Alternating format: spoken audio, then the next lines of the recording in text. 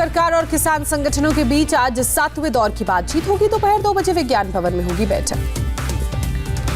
सरकार और किसानों के बीच बुधवार को हुई थी छठे दौर की बातचीत। केंद्र सरकार ने किसानों की बिजली और पराली को लेकर 2 मांगे मानने की बात कही थी। किसानों ने कहा, बैठक में तीनों कृषि कानूनों का रद्द करने की मांग। केंद्रीय कृषि राज्य मंत्री कैलाश चौधरी का बयान, कहा उम्मीद है बैठक में समझौता हो जाएगा। 13 जनवरी को सिंघू बॉर्डर पर लोहड़ी मनाएंगे किसान, कृषि कानूनों की कॉपियां जलाएंगे। किसानों ने कहा, सिंघू बॉर्डर पर 37 दिन हो गए, सरकार जिद छोड़े, कानूनों की वापसी तक हम नहीं लौटेंगे। किसान नेताओं ने कहा, कड़ाके की ठंड में बैठे हैं किसान, लेकिन सरकार गंभीरता से नहीं ले रही। बारिश से धरने पर किसान परेशान, कहा वाटरप्रूफ टेंट के इंतजाम की है कोशिश। किसानों ने संगरूर में लाठीचार्ज पर पंजाब सरकार को दी चेतावनी, कहा लाठीचार्ज बंद करो नहीं तो पंजाब में खोलेंगे मोर्चा। हरियाणा के रेवाड़ी में पुलिस और किसानों के बीच झड़प, दिल्ली आने से रोका तो तोड़फोड़ और अगजनी हुई। सोनिया गांधी का सरकार पर निशाना, कहा पहली बार ऐसी अहंकारी सरकार सत्ता में नहीं दिख रही अन्नदाता की पीड़ा। सोनिया गांधी ने कहा, सरकार की थकाओ और भगाओ की नीति के सामने किसान घुटने टेकने वाले नहीं। अशोक गहलोत और सचिन पायलट एक मंच पर नजर आए, जयपुर में कृषि कानूनों के खिलाफ प्रदर्शन में शामिल हुए। सचिन पायलट का हमला, कहा बीजेपी जब विपक्ष में थी तब स्वदेशी का नारा देती थी, अब सब बेच रही है। गाजियाबाद के मुरादनगर में शमशान घाट में छत गिरने के मामले में पुलिस ने मामला दर्ज किया। नगर पालिका परिषद के एओ समेत 4 नामजद और दूसरे लोगों के खिलाफ केस दर्ज। पुलिस ने जेई सुपरवाइजर और ठेकेदार के खिलाफ भी केस दर्ज किया, गैर इरादतन हत्या की धारा लगाई। गाजियाबाद के मुरादनगर में रविवार को अंतिम संस्कार में पहुंचे लोगों पर गिरी थी शमशान की छत। हादसे में 24 लोग हुई थी मौत, 15 घायल। मुरादनगर हादसे पर सीएम योगी ने लिया संज्ञान, पीड़ितों को हर मुमकिन मदद का भरोसा दिया। मुरादनगर हादसे पर पीएम मोदी ने दुख व्यक्त किया, घायलों के जल्द स्वस्थ होने की कामना की। राष्ट्रपति रामनाथ कोविंद ने मुरादनगर हादसे को दुखद बताया, संवेदना प्रकट की। कोविशील्ड और कोवैक्सीन के इमरजेंसी इस्तेमाल को मंजूरी, ड्रग कंट्रोलर जनरल ने लगाई आखिरी मुहर। कोवैक्सीन और कोविशील्ड लगेगी 2 डोज, 2 से 8 डिग्री में रखी जाएंगी दोनों vaccine. Drugs controller of India ने दोनों वैक्सीन को सुरक्षित बताया, कहा 110% सुरक्षित है। सीरम इंस्टीट्यूट के सीईओ आधार पूनावाला ने इंडिया टीवी से कहा, कोविशील्ड की 5 करोड़ डोज तैयार है।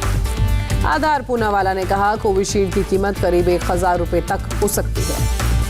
आधार पूनावाला के मुताबिक कोविशील्ड वैक्सीन सरकार को स्पेशल प्राइस 200 रुपए भी दी जाएगी। आधार पूनावाला के मुताबिक 2 डिग्री तापमान पर रखी जा सकती है कोविशील्ड, सरकार तय करेगी किसे पहले टीका लगे।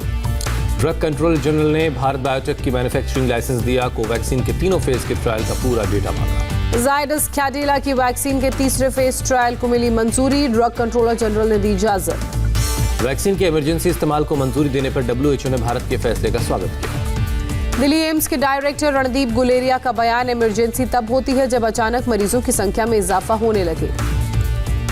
डॉक्टर गुलेरिया के मुताबिक इमरजेंसी में अगर को वैक्सीनेशन की जरूरत पड़ी तो भारत बायोटेक वैक्सीन का इस्तेमाल होगा। डॉक्टर गुलेरिया के मुताबिक अगर कोविशील्ड असरदार नहीं हुई तो भी बैकअप के तौर पर कोवैक्सीन लगाई जाएगी। डॉक्टर रणदीप गुलेरिया ने कहा, वैक्सीन को सिर्फ इमरजेंसी इस्तेमाल को ही मंजूरी, वैक्सीन का ट्रायल चलता रहेगा। प्रधानमंत्री मोदी ने दी देशवासियों को बधाई, कहा वैक्सीन को इजाजत मिलना हर भारतवासी के लिए गर्व की बात। पीएम मोदी ने कहा, आत्मनिर्भर भारत के सपने को पूरा करने के लिए वैज्ञानिकों ने दिखाया जज्बा।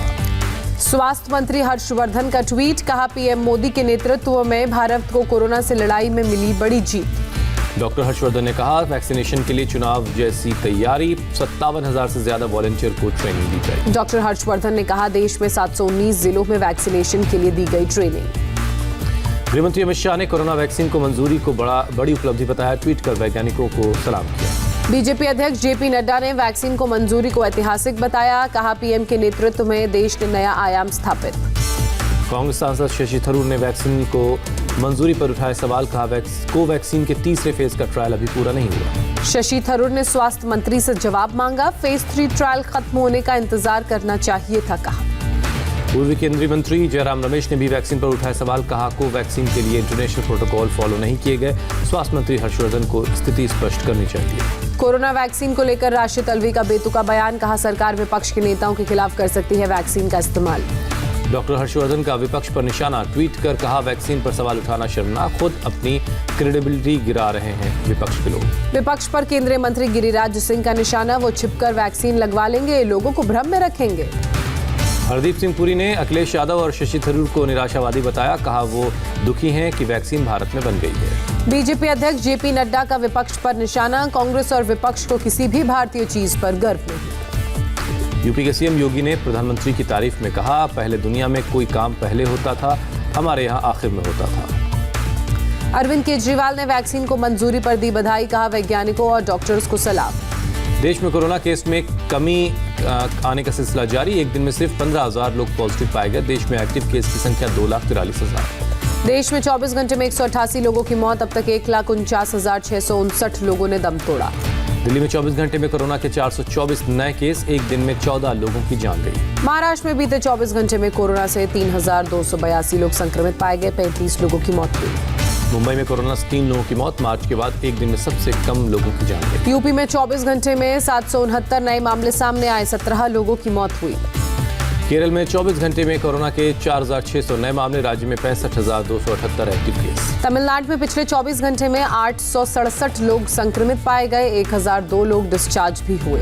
कर्नाटक में बीते 24 घंटे में कोरोना से 810 लोग संक्रमित मिले, 8 लोगों की मौत। बीते 24 घंटे में गुजरात में कोरोना से 715 लोग संक्रमित, 4 लोगों की मौत। आंध्र प्रदेश में एक दिन में कोरोना के 232 नए केस, राज्य में 3,070 एक्टिव केस हैं। पंजाब में कोरोना के 210 नए मामले, बीते 24 घंटे में 12 लोगों की मौत। बिहार में आज से खुलेंगे स्कूल, कॉलेज और कोचिंग सेंटर, सरकार ने जारी की सेफ्टी गाइडलाइंस। मध्य प्रदेश सरकार ने कोविड सेंटर्स बंद करने के आदेश दिए, कमलनाथ के फैसले पर उठाए सवाल। महाराष्ट्र के नासिक में एनसीपी विधायक दिलीप बनकर के बेटे की शादी में कोरोना नियमों का उल्लंघन हुआ, बड़ी संख्या में लोग समारोह में शामिल हुए।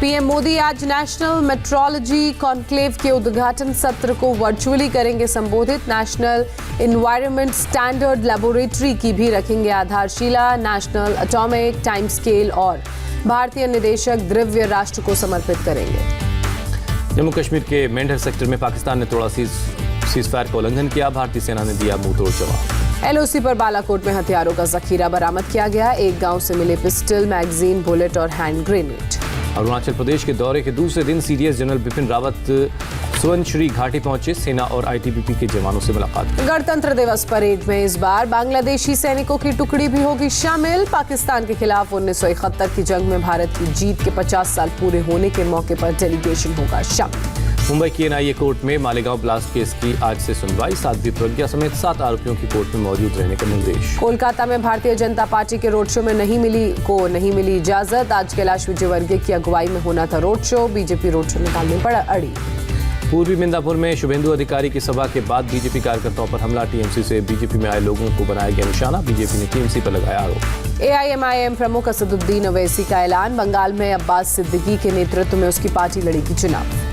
ममता के ओवैसी की पार्टी को बीजेपी की बी टीम बताने पर बोले ओवैसी, ममता अनाप शनाप बातें कर रही हैं। बीजेपी अध्यक्ष जेपी नड्डा आज गुजरात दौरे पर जाएंगे, अहमदाबाद में निकाय चुनावों को लेकर वरिष्ठ नेताओं के साथ करेंगे बैठक।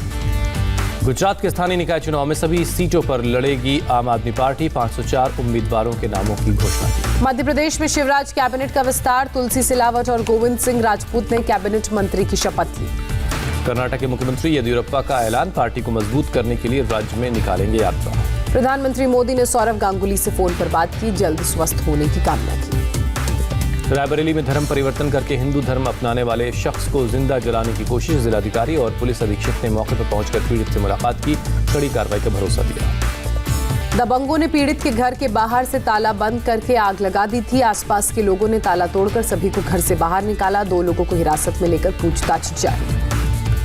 वाराणसी में पुलिस के बर्खास्त सिपाही और गैंगस्टर एक्ट के आरोपी की 2 करोड़ 78 लाख की संपत्ति कुर्क, डीएम के आदेश के बाद कार्रवाई। बिहार के सहरसा में हर्ष फायरिंग का वीडियो वायरल हुआ, शादी समारोह में 2 युवकों ने पिस्टल लहराते हुए फायरिंग की, पुलिस ने मामले की जांच की बात कही। बिहार के मुजफ्फरपुर में पुलिस ने 8 बदमाशों को गिरफ्तार किया, कई हथियार बरामद हुए। मुंबई से सटे कल्याण डोंबिवली इलाके में पुलिस ने घरों में सेंधमारी कर लूटपाट करने वाले चोर को गिरफ्तार किया, दर्जनों वारदात को अंजाम दे चुका था ये चोर। मुंबई पुलिस के हत्थे चढ़ा बदमाश, पिस्टल समेत जिंदा कारतूस भी बरामद हुए। वलसाड़ जिले के वापी में हेल्थ केयर कंपनी में अचानक लगी भीषण आग, लाखों के नुकसान की आशंका। जम्मू कश्मीर के कई इलाकों में भारी बर्फबारी की चेतावनी, कई इलाकों में गरज के साथ बारिश का भी अनुमान। भारी बर्फबारी की वजह से जम्मू श्रीनगर नेशनल हाईवे पर यातायात प्रभावित हुआ, चारों तरफ बिछी बर्फ की सफेद चादर। हिमाचल प्रदेश के कई हिस्सों में बर्फबारी, बर्फ की चादर में ढका लाहौल स्पीति, लाहौल का संपर्क कटा। कुल्लू में अटल टनल के पास से पुलिस ने 82 लोगों को रेस्क्यू किया। इसी इलाके में शनिवार रात भी 300 लोग निकाले गए थे। रोहतांग पास के करीब पुलिस वालों की गुंडागर्दी का वीडियो वायरल हुआ। एक टूरिस्ट की लाठी डंडों से की पिटाई, सीनियर अफसरों ने शुरू की मामले की जांच। पाकिस्तान के खैबर पख्तूनवा में मंदिर तोड़ने का मामला, पुलिस ने और 45 लोगों को गिरफ्तार किया। पाकिस्तान के दक्षिण पश्चिमी बलूचिस्तान में 11 खदान मजदूरों की गोली मारकर हत्या कर दी गई, सभी शिया समुदाय के थे। नॉर्वे में लैंडस्लाइड की जगह पर रेस्क्यू ऑपरेशन जारी, अभी तक 6 लोगों के शव बरामद। अमेरिका के मिशिगन में 2 मंजिला इमारत पर गिरा प्लेन, हादसे में पायलट समेत 3 विमान सवार की मौत, घर में रहने वाले लोग बाल बाल बचे। कोहरे की गिरफ्त में इजराइल का तेल अवीव शहर, धुंध की वजह से ट्रैफिक पर भी शहर में असर पड़ा। दुनिया के नंबर 1 बैडमिंटन खिलाड़ी जापान के केंटो मोमोटा कोरोना पॉजिटिव हुए, जापान ने थाईलैंड ओपन से अपना नाम वापस लिया।